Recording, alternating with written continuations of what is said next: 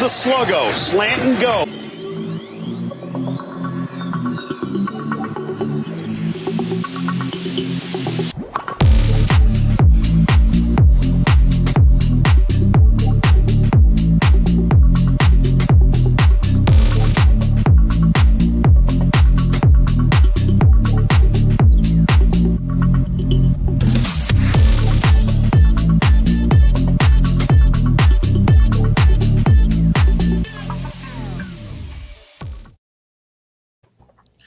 Fellas, I've been looking for that dope hat that I didn't buy in Vegas. I've been looking for it on the internet.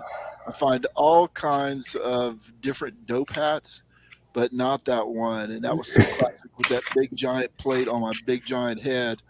And I can't find it. So I'm going to have to go back to Vegas. And that's a perfect excuse, I think. Sorry, Casey, I didn't mean to bore you. But that's a big yawn. Last week the hiccups, today the yawn. Like I don't know what the heck's going on here. Hey Casey, by the way, the first over under of the year, your inbox over under 417 irate emails. under this week. Under. I thought about you because you told me I think on the text one time you're a guy that likes to, like me, likes to have zero next to the unread messages and the emails and that kind of thing. And so poor Casey, last week I think you said you had 542 emails, so you're just a bit outside.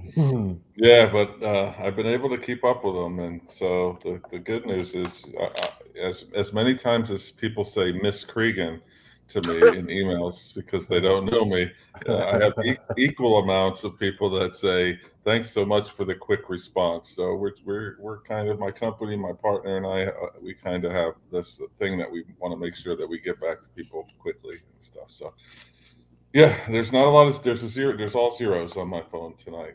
So, all right, well I'll see if I can fix that. Yeah, it's only Wednesday and school's just they're just getting underway. So I'm sure somebody will find something you did wrong pretty soon. And if not, your wife will make sure to point something out. Zach Locks Parker does not have his Dr. Locks shirt on, even though we're going to do some picks for fun this week.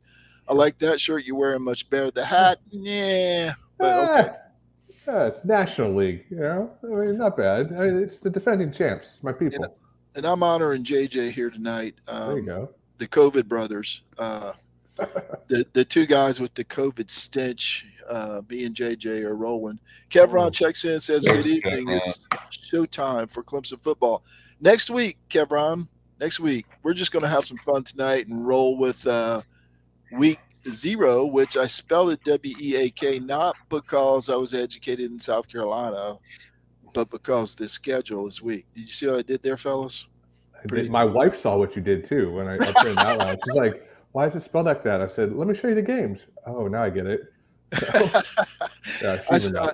I appreciate that because I spend hours and hours naming these shows, thinking up ideas, keeping it real and keeping it live. All right, last week, fellas, we did not choose conference championship. We might have talked about it a little bit, but we're going on record. It's not going to count for anything. There's no points on the line like we're going to have next week, or no ring or belt or whatever. Just for fun, we're going to name our conference champions. Quick as you want, doesn't have to be long. We can have a short show. We just wanted to we got to get back in the swing of things. And next week it's for real, Zach. I know. Your championship belt is on the line. That's fine. I'm ready to roll. Don't you worry. All right. Let's start out with the ACC. Who's going to be the ACC champion? Zach, you're the defending champion. Man, I hate saying that. You're the defending champion. You go first. Who you got? I mean, do we all want to just say it one time? I think it's probably going to be an unanimous pick, especially on this panel that's pretty Clemson heavy. I'm obviously just going to go with Clemson. I think it's just a no-brainer pick this year. Beef. Yeah, I mean, I can't go against them. I was looking hard at it, and Miami's the sweet pick, and NC State's getting a lot of love by some adults on Twitter that make lists. I mean, I don't know. I'm not really a big proponent of either one of those teams. So I think Clemson's good enough to run the football. If these reports coming about the running game and the offensive line are actually halfway true, this is going to be a run-heavy offense with a little bit of passing. I just think Clemson's going to be too much. I think they're going to be favorites in most every game. Maybe not Notre Dame, but that's it. Yep, may not always be pretty, but I'm going to go with Clemson also. So Locks hit it right there. All three of us taking Clemson. Now, maybe a little more interesting choice here in the SEC. There's two really, really good teams and a lot of good teams, but the two at the top, Georgia or Alabama, who you got, Locks? I have Bama. I think that Georgia still has a lot of question marks. Honestly, I don't even know that much about them, and I am in the University of Georgia country. Sorry, Nelson, to disappoint you. You should know better, though, from me. It's not the first time you disappointed. Georgia lost so much. So many of their starters, especially on the defensive side. I'm still not a massive fan of their quarterback. I've said that several times. I think he just skates by and gets by, does just enough. Whereas Alabama has obviously the Heisman Trophy winner, and they just reload every year. So I don't see any reason to pick against Alabama.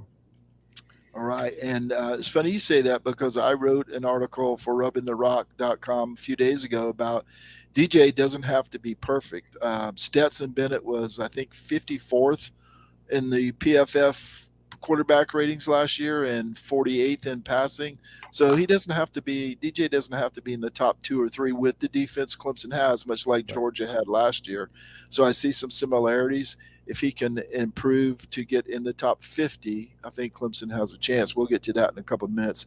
Beef, who you got in the SEC? First, hi, Ingrid. Thanks for checking in. Yeah, hi, Ingrid. Again, I definitely, I think I'm known on this show anyway to try to kind of bring something different to it. Everything I looked at, I was trying to get somebody from the East. It's not going to be South Carolina. It's not going to be Vanderbilt. I was like, okay, Will Levis is getting a lot of love at Kentucky. Maybe Kentucky does it, but I just don't think they have enough. Georgia, I'm trying to go against Georgia this year just because their schedule is not difficult. Sorry, SEC honks, it's just not. Tennessee's supposed to be they're another team that's getting a lot of love nationally, a lot of pub. But as long as they have a former ACC cast-off as a quarterback, Hendon Hooker, who's in convulsions when he plays a big game, I just don't trust it. I'm long-winded diatribe, word salad to say Bama. Well, we're all three going to disappoint Nelson because I'm also taking Alabama. I think it's kind of a revenge tour, which is weird to say since they played in a national championship game, right? But they were all beat up in that national championship game, and I expect bigger and better things this year from Alabama. And so I'm taking them to win the SEC. The Big Ten, Locks, is it the hometown team for you, or are you going off the beaten path? I didn't even look at it. It's Ohio State. I mean, it's what we talked about last week. Beef and I were agreeing on everything. I think Marty, you pretty much were too. But too much firepower. Not it's a standard Ohio State schedule. I just don't think it's going to be a big problem. The Heisman front runner on their team at quarterback. So I think it'll be a hands down championship for them this year out of the Big Ten. Yeah, kind of agree, but I'll get to it in a second. Myron Kell Brown says DJ or K just got to manage the game. The defense will do the rest. Largely agree with that. Maybe a little something in the passing game would help. Beef, who you got in the Big Ten? Well, just for that real quick, I mean, if you look at Stetson Bennett, everyone thinks that he was a game manager last year, and when he needed to make a big throw, he was able to. I think that's kind of the recipe maybe that we see for Clemson this year too. When they need to make a big throw, we saw DJ was able to do that a couple times throughout the year through some darts to Ngata, Bo Collins. I mean, you name it. But yeah, in the Big Ten, again, I didn't look too hard. I was hoping that maybe Iowa would be better, but as long as Brian Ferentz is the offensive coordinator there, I don't trust them. It's Ohio State because I'm on record already multiple times saying Ohio State will be my national championship pick, and I can't pick against them to lose again. I think they're going to put 70 on Michigan this year. So we can just skip over the part where I ask you about the national champion. I'll tell you more. You always got more to say. Marty. Yes. You can talk. That's why you have 474 emails in your inbox. I'm also going with Ohio State. Boy, we are really boring the crap out of the folks out there. All 15 of them, it looks like. Yeah, they're just too good. I think they're going to be on a revenge tour, too. That's a team that lost 2 games last year. I picked them to win the national championship last year. Had no idea they would lose to Oregon or Michigan, for that matter. That's 2 games they probably want back. But I'm also taking Ohio State. The Pac-12. Now, this is one I really don't know who to. Well, I guess I really do. I'm not sure who to pick. I don't pay much attention to the Pac-12. Locks, who you got in the Pac-12? I don't pay a lot of attention myself either. We all know I like to fall asleep early, which when most of their later games start. Well known for that. It's kind of my MO. It's between, I would think, Utah and USC this year. I'm going to lean toward USC, just given new coach, new quarterback, breathing some life back into Southern Cal, which is a cool thing, man. When Southern Cal is good, I think it's good for their whole conference. So Utah might have more experience. Honestly, I'm not going to lie, I don't know a ton about Utah. I know they were good last year until they weren't at the end. So I'm going to go ahead and just go on a limb and ride with Lincoln Riley this year. Hey, you almost did that thing where everybody says college football is better when fill in the blank is good. Yeah. And my point on, I responded to Houston, friend of the show and contributor Rubbing the Rock. He disagrees with that, and I do too, because everybody says college football is better when Texas is good. Yeah. College football has been great for the last 15 years without Texas. I'm all for it. I'm all for it. Nelson, I'm sorry. Nelson says nobody picked Purdue. He's shocked. But here's the thing, Locks. This was not a setup. I put probably can't see that, but I put my picks on this piece of paper, and I didn't even write the Pac-12 down. I skipped right over it. That's funny. So, Casey, you're up. Go ahead. Who you got? I'm going Utah. I just think Kyle Whittingham has something special going there again. Cam Rising, the quarterback there, is back, and he was really good last year. They did lose some pieces. They had a kid named Covey, a wide receiver, kind of do everything slot guy. He did everything for them. He's graduated. They lost some pieces on defense, but I just think they're at the point right now that they're reloading. And spoiler alert, I think the Pac-12 gets a team in the playoff this year. Oh, we're going to get to that, Beef. A little primer there. Jared Clark says, got to have an alpha receiver to step up and lead the whole 100%. core of receivers.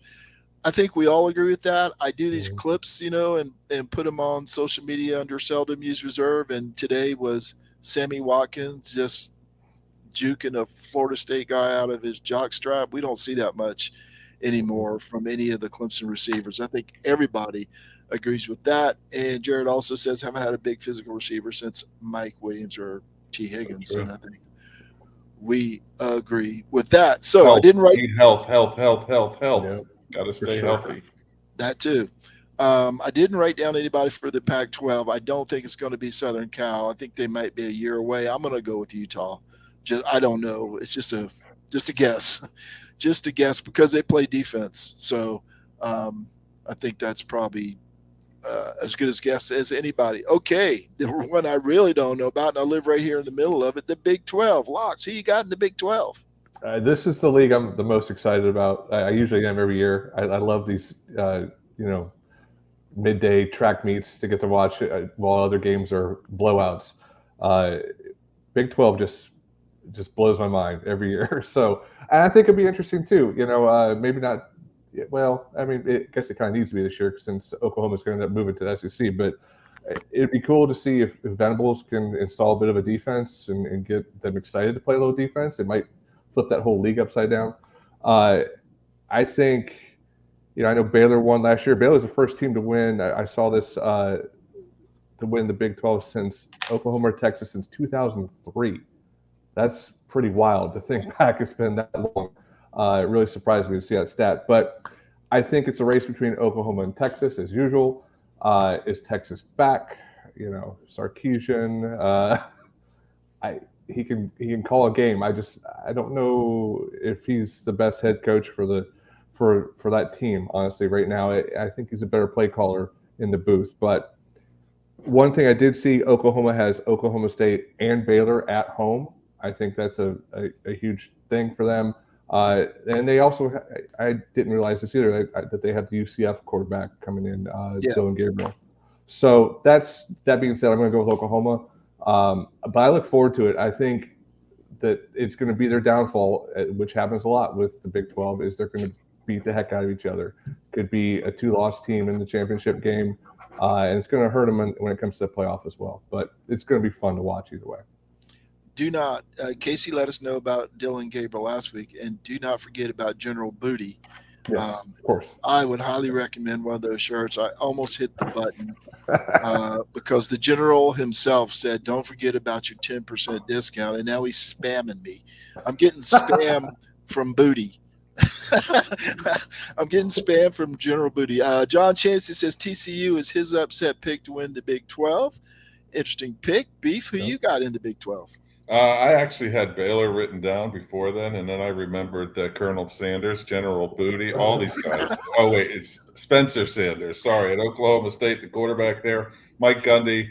They did lose their defensive coordinator to Ohio State, but I do believe that Oklahoma State's gonna win here. Dominic Richardson's back for them at running back. They got 3-headed monster at wide receiver with Jaden Bray, Rashad Owens, Braden Johnson. I just think they're going to be a tough offense to stop, as any Big 12 team is. I like Gundy. I trust Gundy. I think Oklahoma State wins the conference. He really should go by Colonel Sanders. So you'd have Colonel Sanders and General Booty. And maybe somebody has a quarterback named Ryan. They'd have Private Ryan. That's the way to go. Myron Kell Brown says Alabama, Clemson, Ohio State, Utah, and Oklahoma. I'm also going to go with Oklahoma State. Don't know why. I just don't think it's going to be Texas. I think Brent Venables is going to, I don't want to say struggle, but I mean, we don't know. We don't know what Dylan Gabriel's going to be at Oklahoma. I don't know. I just think they lost a ton. Most of it's playing for Southern Cal, but they lost a lot. And it's, I heard a podcast today ask, how is Venables going to be on the sidelines? He can't be what he's been for 20 years, right? He's going to have to change, and he's going to have to make decisions that he's not used to making. And there's a learning curve. There was with Dabo. There is going to be with any new head coach, which is something to remember for Notre Dame. So there you have it. Okay, we have the conference championships. Now let's talk about the playoffs. Who's your 4 teams in the playoffs? Zach Locks Parker. I'm going to roll with Clemson, Bama, Ohio State, and I think USC with a win over Notre Dame at the end of the year is going to get them into the playoff. This is the number 4 team. Who? Yep. Really? Yep. Okay. Mm-hmm. I think Zach mentioned Baylor briefly, Nelson. He said, didn't you, Zach? Yeah, I mentioned him. You didn't pick them, but you mentioned. I mentioned him, but I think they lost some talent on their team as well. So. Okay, Zach goes out on a limb and picks Southern Cal to make the playoffs. Everybody out there who's watching, let us know in the comments who you're picking for the playoffs. Casey, the vegan Cregan, who you got going to the playoffs? Vegan. Put Chancey's comment up on the screen, because that's the answer. I won't. He just answered for me. That's the correct answer right there. That's right. Alabama, Ohio State, Clemson, and Utah. Well, he cheated off of me. That's the first time that's ever happened. You were very close there, but no cigar. I have written down Clemson, Bama, Ohio State, and Georgia. Thought about it.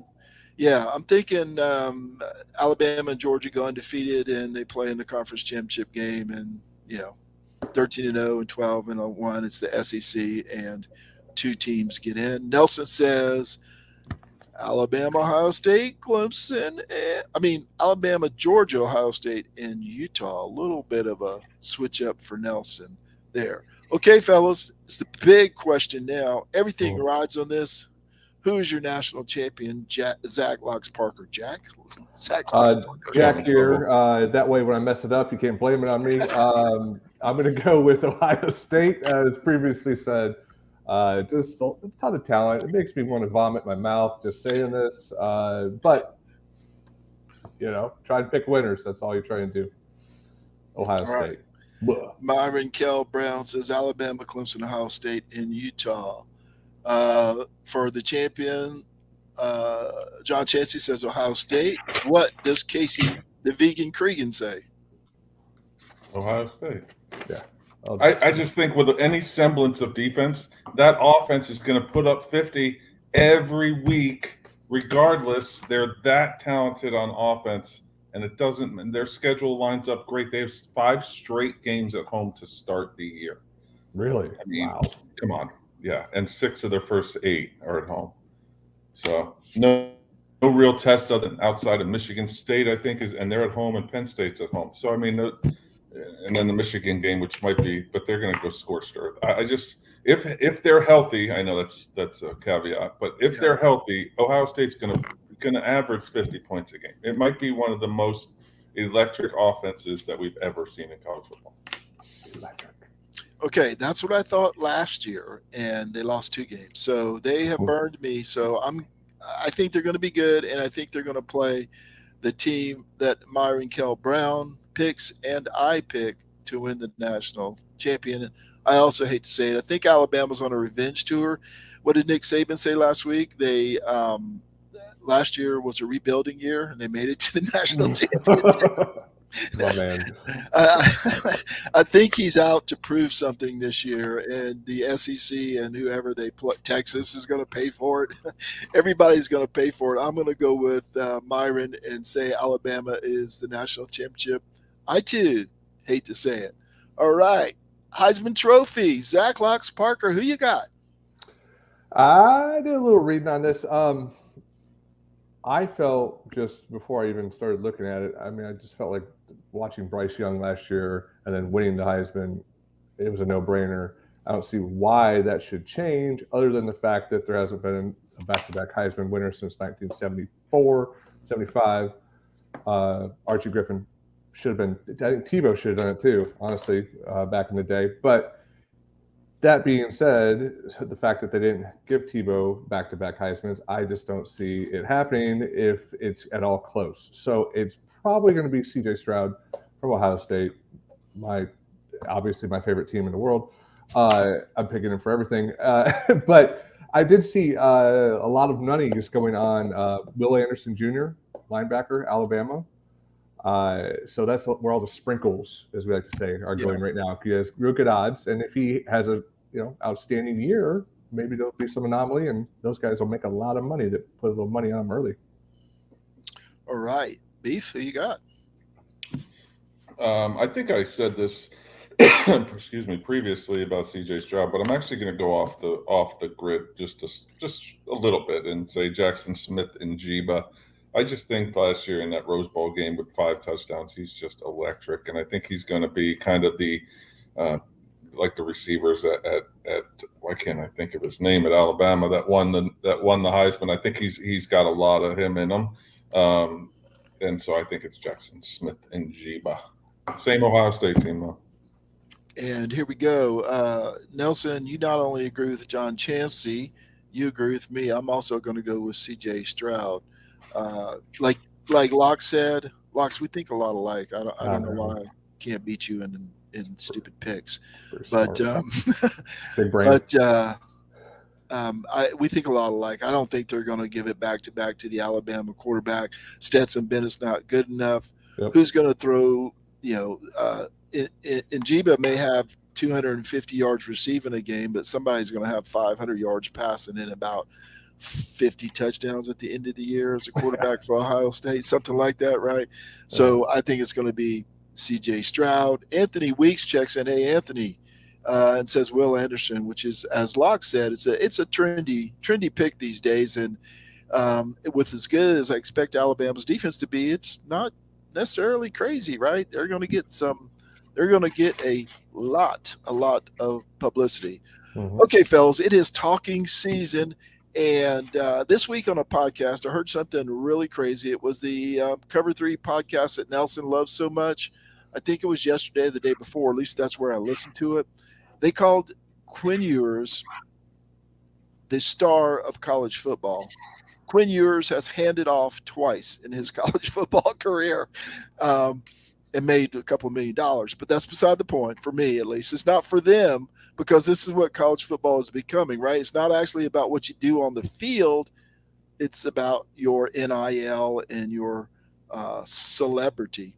And I just think it's ridiculous. And I think this is setting this guy up for horrendous failure at Texas if they get crushed by like 40 by Alabama or something. I'm all for NIL and transfer portal and all that stuff. I don't want to sound like the old man on the crew, even though I am the old man on the crew. But calling this guy a star of college football when he's handed off twice, to me, seems a little ridiculous. What's your take, Beef?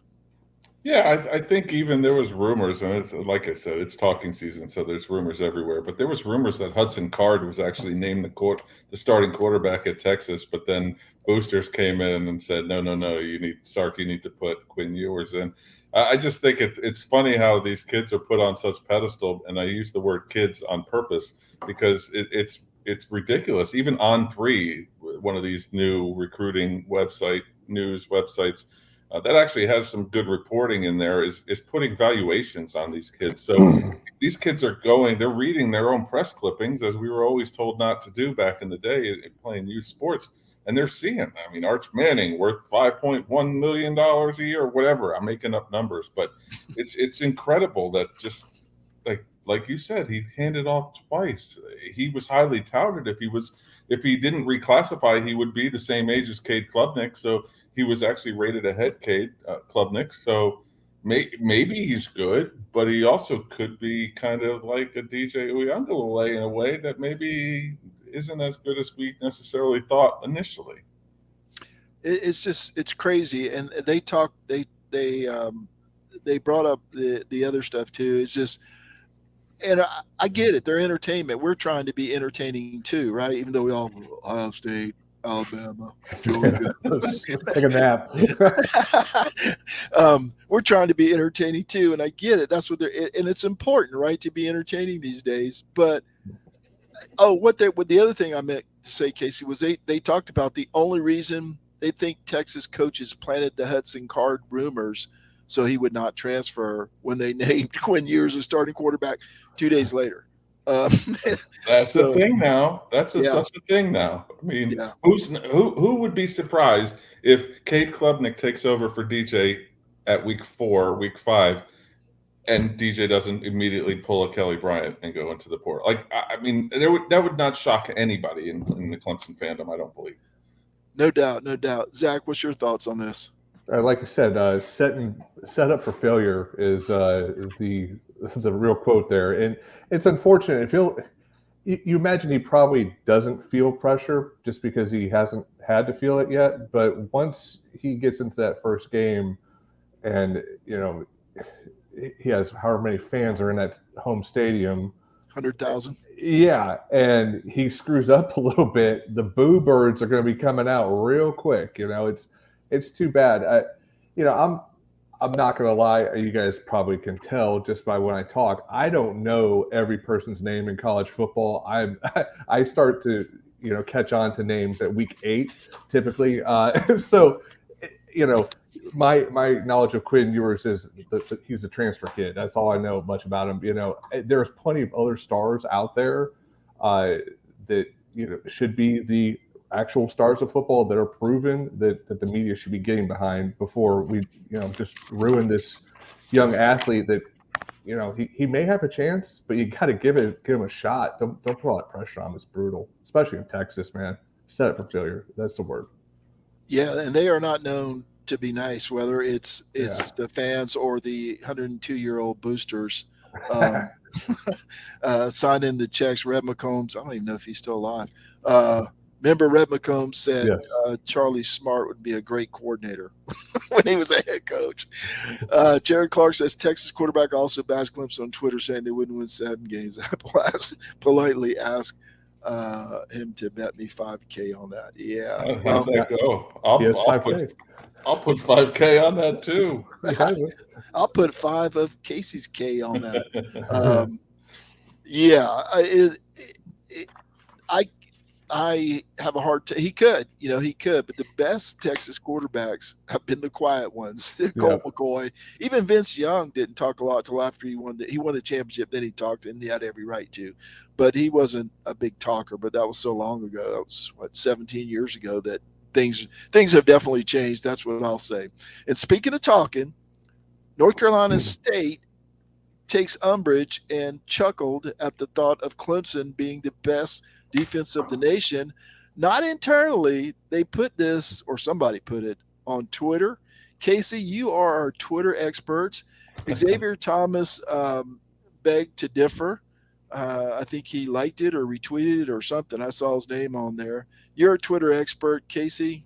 What's your thoughts on this? I was scrambling here to try to find out the name of the player who said it, but I mean, it's talking season, and what do you want the kid to say? Did I laugh at it, and did I say, "Oh man, they're putting bulletin board material up for Clemson"? Absolutely. But what do you want him to say if asked a question? No, you know what? We're probably second best defense in the conference. Of course, they return a lot of players. That's why they're getting so much national love. Peyton Wilson is probably the top linebacker, arguably, in the conference, and he's back for his 23rd year with NC State. I mean, they're going to be really good on defense. Of course he's going to say they think they're the best, but we got something for him. I mean, I would bash the kid if he didn't say that. If he said he was, we're probably in the top 3. So is it fodder? Is it good fodder? Should Clemson use it? Absolutely. But you can't fault the kid. I'm sorry. I'm probably in the minority on that. I don't fault the kid at all for saying it, for putting it on video, because you got to trust yourself and trust your guys. And he probably he's got a lot of faith in his guys, and now his guys are probably going to rally around him and get excited. And if that game wasn't already ramped up, it's certainly going to be. Well, here's what I would say. He can say, they're good and Clemson is good, and we'll figure it out on October 1st or whatever, instead of saying Clemson think they're the best. That's all I'll say. Zach, what's your take? He messed himself up, right? Honestly, he had the bulletin board material of Clemson's, all the media building Clemson up as the best defense. He could have literally took that, stuck it on the NC State bulletin board and left it there and used it for themselves. Instead, he rebuttals, and then guess what it turns into? Fodder for a Clemson, which as if Clemson even needed it. But shot himself in the foot. This is social media at its finest. Just twisting a pretzel and out of something that really wasn't anything to start with, and it didn't need to turn into anything. But here we are. Twisting a pretzel. Yeah, that's a pretty good one, Zach. I like that. Kurt Scholl says he can't wait for Adam Randall to light up NC State. Hopefully Adam Randall will be there. And Kurt, I don't think I've seen your name before, so we appreciate you checking us out and checking in and commenting. We'll be here every week except for the weeks that we aren't. Very specific. I saw this today. Just came over the wire before the show. Breaking news. Pittsburgh names Kedon Slovis their starting quarterback. So lost a good quarterback to the NFL, but apparently they've got at least a decent one. He couldn't keep his job at Southern Cal, but at least a decent quarterback for Pittsburgh. What do we think about Pittsburgh this year and Kedon Slovis at quarterback? Locks, we'll go to you first. Oh, all right. What team number are we on for this quarterback? It was USC. Where was he last year? It doesn't matter anymore, Locks. That's a good point. It's keep on transferring around. He was at USC the whole time. He just wasn't the whole time. You're thinking of the other one that was at Georgia. The other USC quarterback. Yeah, JT Daniels. JT Daniels is now West Virginia, and then Georgia. Okay, I'm sorry. I'm getting all of them confused. Again, don't pay attention to names. Just know I don't know anything. You're like Dabo Swinney, just call them by their number. Number 17 over there. Grab by the number. Yeah, grab by the face mask. Good for you. I mean, I honestly, Marty, I don't know a ton about it. Not gonna lie. Pittsburgh is rebuilding, I'm sure, as usual. We're not pros. We're doing the best we can. Esley, and if I say your name wrong, I'm sorry. Pendleton Jr. says Shipley too. I think he was responding uh, to Kurt, who wanted Adam Randall to light up NC State, and that looks like a new name too. So thank you for joining us, Esley. Again, apologize if I'm hosing up your name. I tend to do that. Zach doesn't know him. I can't read them. That's that's how we roll around here. What do you think about Kedon Slovis? Casey is somebody who does know names and does keep up with them. Well, Pittsburgh's going to be pretty decent. They did lose their top wide receiver to uh, what's that word to some hacking, basically. USC took him. Anyway, uh, I think Pitt also lost their offensive coordinator, Mark Whipple. He went over to Nebraska. Uh, they lost their quarterback. I think this is a great move for Slovis, but we don't know much about Frank Signetti Jr., the offensive coordinator at Pitt, who replaces Whipple. It's a whole much ado about nothing, I think. I think this is a great stop for him. I don't know what was behind Slovis at Pitt. I think he was pretty much the only option going in this year. So we'll see. I think Pittsburgh's going to be pretty decent, though. They bring back a lot on their defense, and they have a couple guys that are back on offense. I believe their offensive line is back intact. They're going to be tough. Watch out. They might beat Miami. Defending ACC champion Pitt Panthers in football. Never thought I'd say that, or at least not anytime soon. There's some questions in the comments about Adam Randall saying he's out there running routes and cutting great. Kurt Scholl. Esley says Randall's got the green shirt on. So sounds like he's getting there, right? John Chansey had a question for the panel. Beef, you go first on this one. Who's more overrated, Miami, Notre Dame, USC, or Texas? I think this year it's Miami. I'm not bought in yet. I know TVD, Tyler Van Dyke, is a good quarterback. I thought he was great last year for them. I'm just not sure that Mario Cristobal's recruiting has kind of hit yet. And I think they're a year or two away. I think they're getting way too much love early in the season. It's a wait and see for me with them. It's one of those things. It's college football is always better when the U is back. I don't think they're back yet. I think people are always trying to push these Texas, USC, Miami to the front and hope that they're back and so they can be the first one to say it. I don't think Miami's back yet. I think they are the most overrated right now. Next year, talk to me. Well, I may switch my team. Zach Locks Parker, who you got on that list, or anybody else?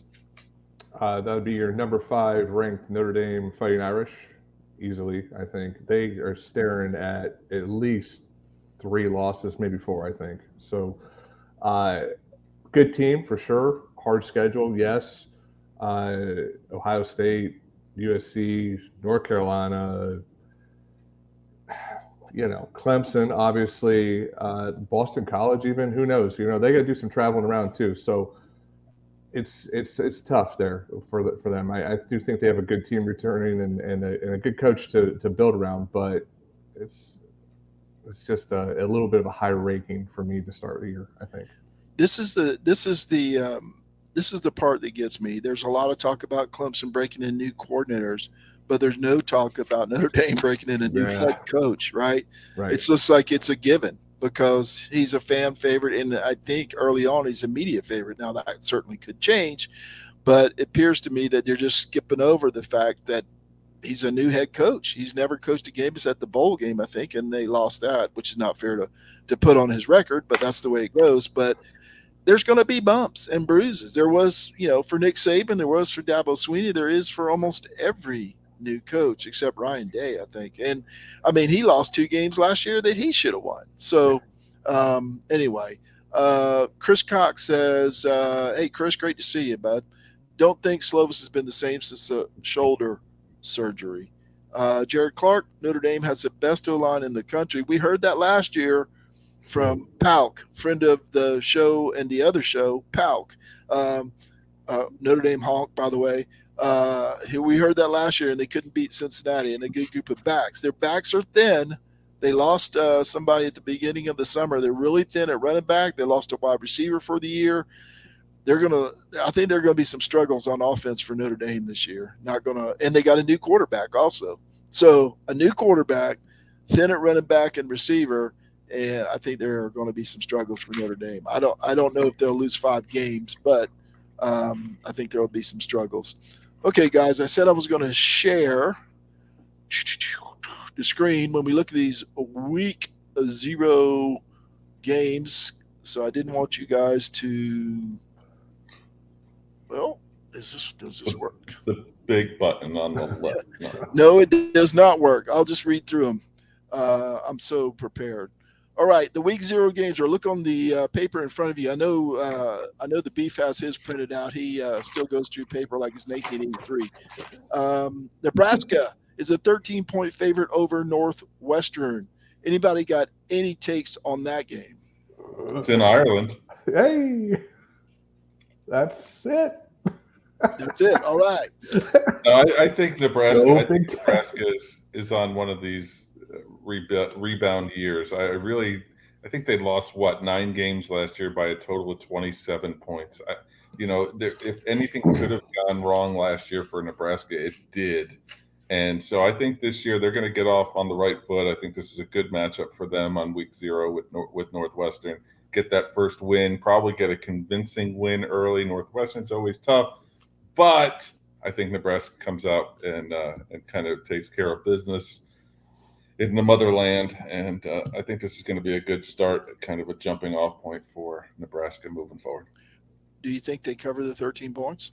I do. Yeah. Okay. All right. Next up is an even better game. Utah State or Connecticut travels to Utah to play Utah State. Utah State minus 27. Locks, Beef, who's got what here? My word, a 27-point underdog to start the season. Their poor guys are traveling. UConn they're a basketball team, aren't they? I mean, it's rough. You got to figure they're going to cover it, aren't they, at home? I don't know, Beef. You know better than I do on this one. Jim Moore Jr. is his first year at UConn. It's going to be fantastic. I think I do. I have a very good friend that's a Utah State alum. You're plugged in. I am actually plugged in. I've taken on a little bit of allegiance to Utah State. The Aggies out there, they're going to scare Alabama in week 2, and they're going to put it on UConn this weekend. Yeah, it's not going to be close. Yeah, I have a take on this, and I'm going to take UConn plus the 27 because of just what you said. They're going to be looking forward to Alabama next week, and they're just going to walk through it. Nelson asks, Vanderbilt or Hawaii? That's our nightcap, Nelson. That's our nightcap. We're getting there. We're getting there. Chaser. Yes, we might need a chaser. Wyoming and Illinois. Illinois is an 11-point favorite. Thoughts? Going once? Josh Allen, alumni of Wyoming to cover. No idea. Is Lovie Smith? He's gone. No, or is he still there? He's a Houston Texans head coach. There you go. See, that's how much I know. I remember he was on the sideline that one time with the beard. I got nothing on well, certainly nothing on that game, but I know you've got something on Florida Atlantic and Charlotte. It's Bert Bielema. Oh, see? Florida Atlantic and Charlotte, Zach? Florida Atlantic by 7, I guess. I mean, yep. It's such a WEAK 0. Yes. I don't know what to say. Okay. Terrible. North Texas, Mean Green, and the UTEP Miners. Beef, you told me you wanted to talk about this game. Yeah, I love this game. I love this pick'em battle for the best team in Texas. I am so excited for the Mean Green and the Miners when, all bets are off when these two teams battle in wherever the hell they're playing this game. Oh, Kurt says he's taking Hawaii. We'll get to that in just a minute. Everybody's on the Hawaii game. Holy smokes. There can't be too many more of these things because it's painful. Nevada Wolfpack at New Mexico State Aggies. Nevada is a 9-point favorite. Locks, you got any thoughts on this game besides wanting it to be over? That's a hot one out west. It's going to be way late. I'll check it in the morning on Sunday, and that'll be about it. God, I mean, take the favorite to cover. I don't know, 9 points. I got nothing. New Mexico State has to play in they're independent. They play teams like 2 and 3 times. I think they played Liberty one year like 3 times. It's amazing. It's like 3 weeks, I think. Thank God for UConn and UMass. Otherwise, New Mexico State would be the worst team in Division I football. Go Pack. Yes. Okay, now the game of the week. The one everybody in the comments is talking about.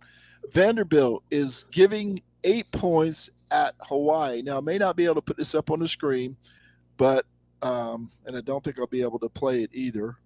Let me pull up my sound here. Great podcasting, Marty. Here we go. It's still early in the life of this podcast. That's right. We're in the infancy. Can you hear that, guys? No.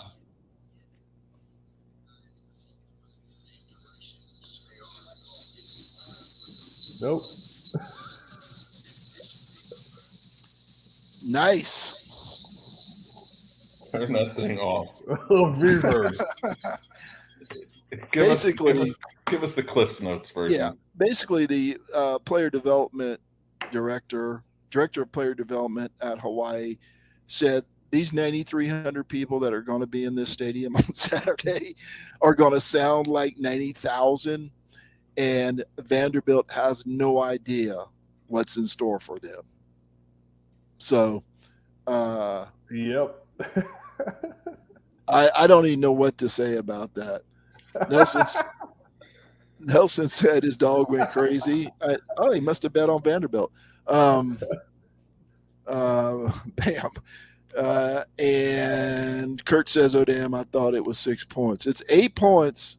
The biggest game of the week. Everybody loves picking this game. Locks, you're the champion. You go first, bud. All right. Give me Hawaii.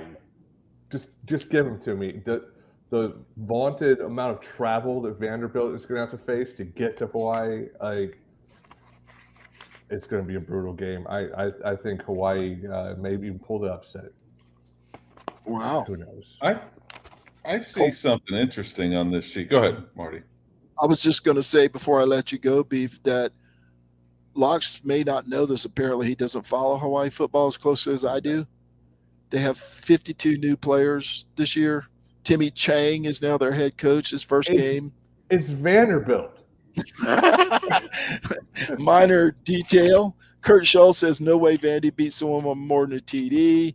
John Chansey says, Vanderbilt versus Hawaii may figure out how to finish with negative points. Everybody's on this game. Vandy over 2.5 wins by Chris Cox. Fear the new logo, the big V. Vandy. Yeah. Chris has fired him off. Timmy Chang on the sidelines, not on the field. Huge. Vandy players will be more worried about getting laid. Kurt Schultz. I think that goes for more than Vandy players. But Casey, you had interesting. a salient point to make. I like all this going on over here.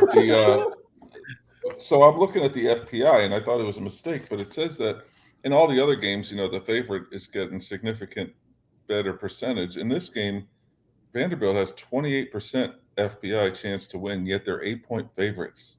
I just found that interesting. Give me the Rainbows. It's the travel. Wait, they're not the Rainbows anymore. They're the Rainbow Warriors. Give me the Rainbows all day. I mean the Rainbow Warriors all day. I'm taking Vandy all and giving the 8 points just to be different. And I wish I had a third team I could choose in this game, but I'll take Vanderbilt for maybe their only win of the season, right? Could be their only win of the season.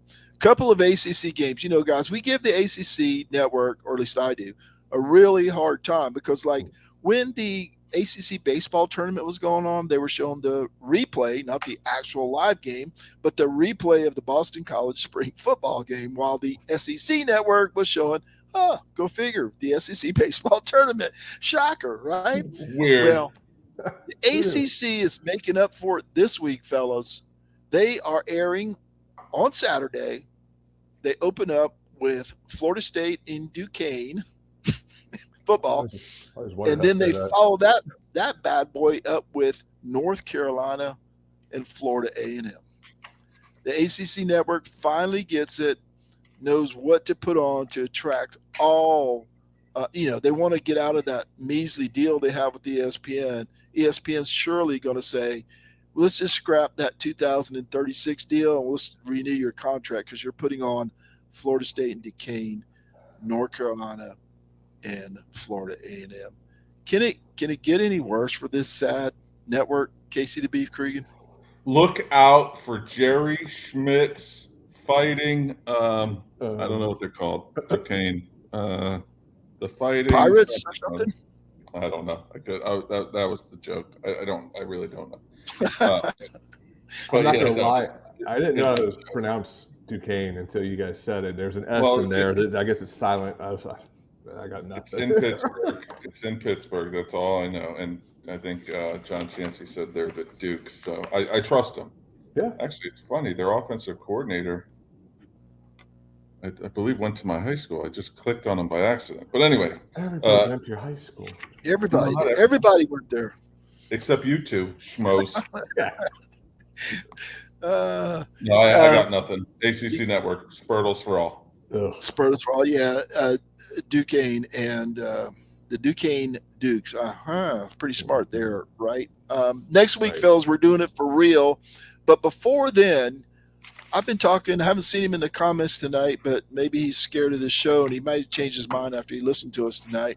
But I've been working with JP Priester. We're talking about maybe doing a Twitter Spaces before the Georgia Tech game. Still time and place. Well, the place will be Twitter Spaces.